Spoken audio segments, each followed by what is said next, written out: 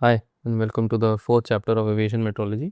आज हम air density के बारे में बात करते हैं। वीडियो स्टार्ट करने से पहले एक बार कमेंट्स में आज की डेट डाल के आप स्टार्ट करना, ताकि आपको पता रहे आपने कितना टाइम लिया इस चैप्टर को कंप्लीट करने के लिए। और जो भी आपको डाउट्स है इस चैप्टर को लेकर प्लीज़ उनको कमेंट्स में डाल दीजिए और मैं उनको ट्राई करूँगा आंसर करने के लिए। तो स्टार्ट करते हैं। एयर डेंसिटी या फिर इसको एटमॉस्फेरिक डेंसिटी भी बोलते हैं। तो ये है mass of the air contain in a unit volume. मतलब अगर मेरे पास यहाँ पे दो आइडेंटिकल कंटेनर्स हैं और इसमें हम देखते हैं कि यहाँ पे 4 एयर मॉलिक्यूल्स हैं और इस कंटेनर में 4 से ज़्यादा मॉलिक्यूल्स हैं, लेकिन उतना ही यूनिट वॉल्यूम मतलब सेम वॉल्यूम में मैंने मास ऑफ एयर मॉलिक्यूल्स को चेंज कर दिया है। तो हम इस वाले कंटेनर को कहेंगे कि इसमें डेंसिटी ऑफ एयर ज़्यादा होगी एज़ कम्पेयर टू पहला वाला हमारा जो कंटेनर है। तो यहाँ से हम ये कंक्लूजन निकाल सकते हैं कि density of B is greater than density of A. और हम स्कूल से जो फॉर्मूला पढ़ते आ रहे हैं वही यहाँ पे भी एप्लीकेबल होगा कि density is equals to mass upon volume. तो ये हमारा पहला फॉर्मूला यहाँ पे निकल के आ जाता है। अच्छा, अभी डेंसिटी के बारे में कुछ बातें देख लेते हैं। जो इसकी यूनिट है वो ग्राम पर मीटर क्यूब या केजी पर मीटर क्यूब भी यूज़ होती है। अच्छा, अब हम डेंसिटी पढ़ क्यों रहे हैं, तो एविएशन में इसकी इंपॉर्टेंस क्या है उसको थोड़ा समझने की कोशिश करते हैं। डेंसिटी की वजह से आपकी एयरक्राफ्ट की परफॉर्मेंस पे बहुत ज़्यादा इफेक्ट पड़ता है।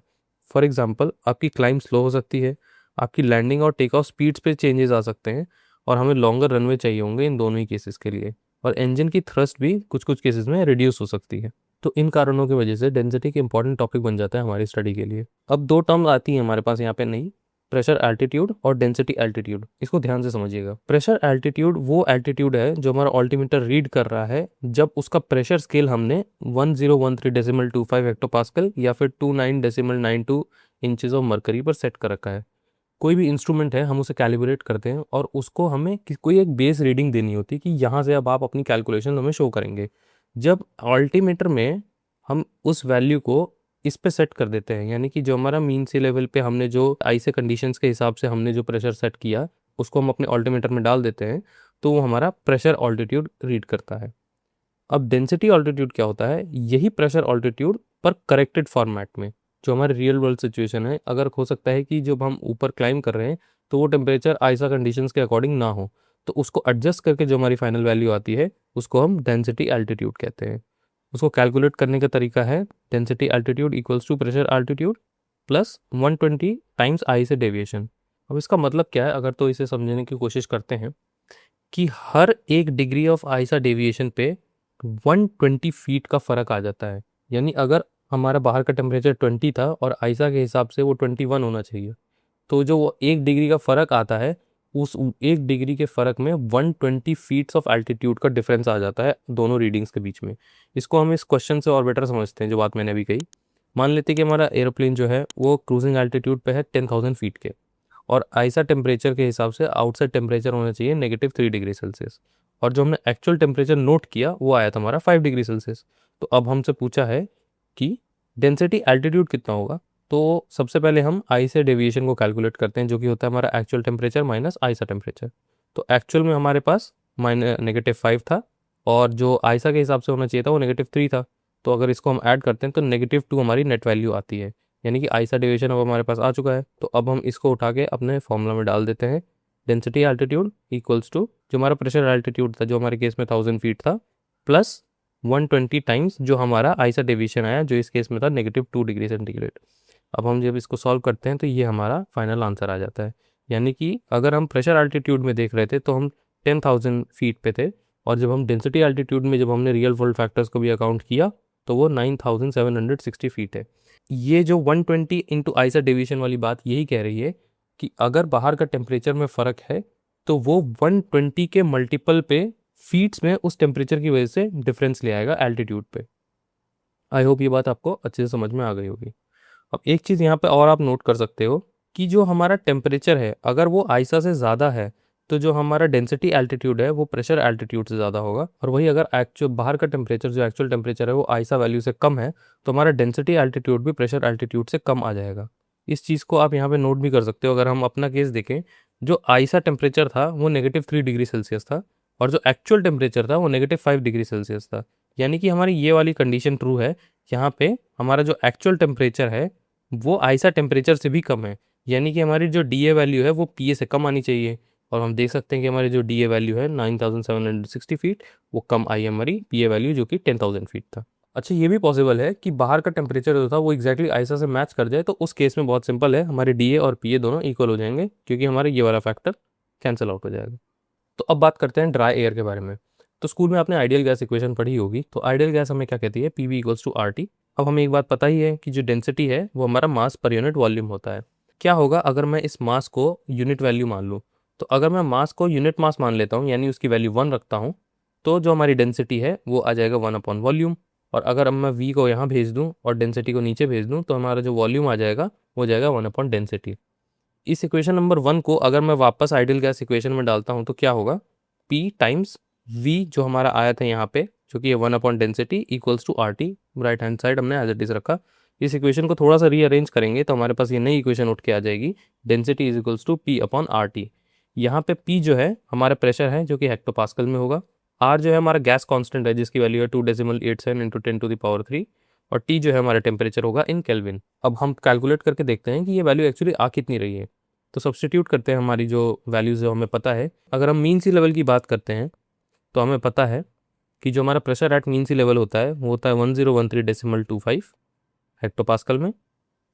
डिनोमिनेटर में हमारा गैस कांस्टेंट आ जाएगा 2.87 इंटू 10⁻3 टाइम्स टेम्परेचर जो हमारे केल्विन पे, आपको पता है कि मीन सी लेवल पे टेम्परेचर होता है 15 डिग्री सेल्सियस, और अगर हम इसको केल्विन में चेंज करें तो हम इसमें 273 ऐड कर देंगे, तो हमारा फाइनल आंसर आ जाएगा 288 केल्विन। तो इसको हम 288 से यहाँ पे मल्टीप्लाई कर देंगे। इस वैल्यू को सॉल्व करने पर हमारा फाइनल आंसर आ जाता है जो कि है 1225 ग्राम पर मीटर क्यूब।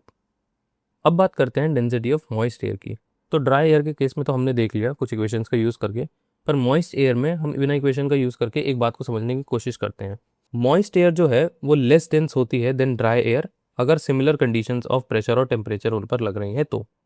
कहने का मतलब ये है कि अगर मान लेते हैं हमारे पास दो आइडेंटिकल कंटेनर्स हैं, इनका वॉल्यूम सेम है, और इसमें जो है अगर मैं वॉल्यूम सेम रखने के साथ इसके अंदर के मॉलिक्यूल्स को भी इक्वली रखता हूँ। फॉर एग्जांपल दोनों तरफ ही मेरे पास 6 मॉलिक्यूल्स हैं। लेफ्ट हैंड साइड पे ऑक्सीजन के मेरे पास 3 मॉलिक्यूल्स हैं और नाइट्रोजन के ही 3 मॉलिक्यूल्स हैं, क्योंकि हमें पता है हमारी आसपास की जो एटमॉस्फेयर है उसमें mainly constituent oxygen and nitrogen के ही होते हैं, इसलिए एग्जाम्पल में वही लिया गया है। और दूसरी तरफ यही सेम हमारे पास एटमॉस्फेयर है, बट इसमें हमने थोड़ा वाटर वेपर को इंट्रोड्यूस कर दिया गया है ताकि इसमें मॉइस्चर बढ़ जाए।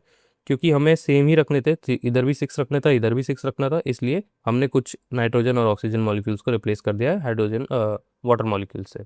तो अब हम अगर ड्राई एयर की तरफ की कैलकुलेशंस को देखें तो अगर आपको याद हो तो ऑक्सीजन का मॉलिक्यूलर मास होता है 32, और जो नाइट्रोजन है यहाँ पे उसका मॉलिक्यूलर मास हो जाएगा 28। अब हमारे पास ऑक्सीजन और नाइट्रोजन दोनों के ही केसेस में 3 मॉलिक्यूल हैं, तो ये कैलकुलेशन को अगर हम सॉल्व करते हैं तो ये कैलकुलेट करने के बाद हमारी वैल्यूज़ आ जाएंगी 96 और ये आ जाएगी 84। अब अगर मैं इसका सम करता हूँ तो मेरी टोटल वैल्यू आ जाती है 180। यही सेम कैलकुलेशन में राइट हैंड साइड के लिए भी करके देखते हैं। मॉइस्ट एयर में हमारे पास ऑक्सीजन के लिए अभी भी 32 है, नाइट्रोजन के लिए वैल्यू 28 है, और हमारे पास वाटर के भी कुछ मॉलिक्यूल्स हैं और वाटर का मॉलिक्यूलर मास होता है 18। अब इनके इंडिविजुअली मेरे पास दो ही मॉलिक्यूल्स अवेलेबल हैं, तो इसको अगर हम सॉल्व करते हैं तो ये वैल्यू 64 आ जाएगी, ये वैल्यू हमारे पास 56 आ जाएगी, और ये वैल्यू हमारे पास 36 आ जाएगी। अब अगर हम इसका सम करते हैं तो इसका सम आ जाता है हमारे पास 156। तो अगर अब हम कंपेयर करें इन दो वैल्यूज़ को, यहाँ पे 156 और यहाँ पे 180, अभी हमने मॉलिक्यूलर मास की बात की है, तो अब अगर हम यहाँ पर कंपेयर करें, ड्राई एयर का मास मॉइस्ट एयर के मास से ज़्यादा आ रहा है, और क्योंकि हमें इक्वेशन से दिख रहा है कि डेंसिटी और मास एक दूसरे से डायरेक्टली प्रोपोर्शनल है, यानी अगर जिस गैस का मास ज़्यादा है उसकी डेंसिटी भी ज़्यादा आएगी। एग्जैक्टली यही रीज़न है यहाँ पे कि क्यों ड्राई एयर की डेंसिटी ज़्यादा होती है मॉइस्ट एयर से। अच्छा, अब नेक्स्ट टॉपिक जो है हमारा वो है फैक्टर्स अफेक्टिंग डेंसिटी। तो बहुत सिंपल है, 3 चीज़ें हैं जो आपको याद रखनी है, एल्टीट्यूड, टेम्परेचर और ह्यूमिडिटी। तीनों पर ही डेंसिटी का इन्वर्स रिलेशन बनता है। अगर जैसे जैसे आप एल्टीट्यूड गेन करोगे आपकी डेंसिटी वैसे वैसे कम होती जाएगी, जैसे जैसे आप टेम्परेचर बढ़ाते रहोगे वैसे वैसे डेंसिटी आपकी कम होती जाएगी। अगेन ह्यूमिडिटी बहुत कम इफेक्ट डालती है डेंसिटी पे, पर फिर भी हम उसे कंसिडर करते हैं और रिलेशन अगेन इन्वर्स है। जैसे जैसे आप ह्यूमिडिटी इंक्रीज करोगे वैसे वैसे आपकी डेंसिटी भी डिक्रीज होती जाएगी। सिर्फ याद रखने की चीज़ है, इसको आप दिमाग में रखना। अगला टॉपिक है हमारा वेरिएशन इन सरफेस डेंसिटी। तो अगर हम प्रेशर अपना कांस्टेंट रखते हैं तो डेंसिटी है जो इन्वर्सली प्रोपोर्शनल आती है एब्सोल्यूट टेम्परेचर के।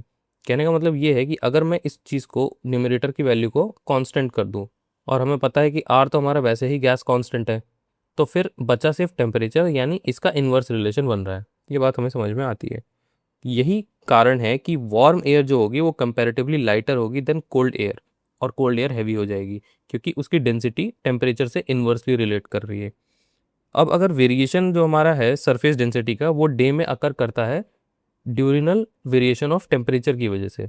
आपको ये पता होगा कि सनराइज के तुरंत बाद अर्थ का टेम्परेचर इंक्रीज नहीं करता है, वो तब भी थोड़ा ठंडा होता रहता है। यानी जस्ट आफ्टर सनराइज भी टेम्परेचर हमारा कोल्ड ही होता है, और क्योंकि टेम्परेचर कोल्ड है तो इसलिए हमारी एयर ज़्यादा डेंस है। और वही दोपहर के टाइम यानी ड्यूरिंग द डे टेम्परेचर जब हमारा बढ़ जाता है तो एयर की डेंसिटी भी वहाँ पे हमारी कम हो जाती है। ये इंपॉर्टेंट पॉइंट्स है जो आपको याद रखने चाहिए कि अगर डेंसिटी में आपको 1% का डिक्रीज चाहिए तो ये 3 चीज़ें हैं जो वो कॉज कर सकती हैं। आपका प्रेशर अगर 10 हेक्टोपास्कल से कम हो जाए तो आपका डेंसिटी 1% से डिक्रीज कर जाएगी। अगर आपका टेम्परेचर 3 डिग्री से बढ़ा दिया जाए तो अगेन आपकी डेंसिटी जो है 1% से डिक्रीज हो जाएगी। या अगर आप हाइट में 300 फीट का गेन लेके आए तो आपकी डेंसिटी जो है अगेन 1% से डिक्रीज कर जाएगी। आप इन तीनों चीज़ों को आइडियल गैस इक्वेशन के साथ भी रख के देख सकते हो, तो आपको और अच्छी क्लैरिटी मिल जाएगी कि ऐसा ही रिलेशन क्यों आ रहा है। ओके, तो नेक्स्ट जो हमारे पास टॉपिक है वो है variation of density with height. तो हमने ऑलरेडी पढ़ लिया है कि डेंसिटी जो है वो डिक्रीज करती है हाइट के साथ ऑल लेवल्स पे। पर कुछ कुछ चीज़ें हैं जो मैं एक्स्ट्रा यहाँ पे ध्यान देनी है कि 3% का डिक्रीज आता है हर 100 फीट पे।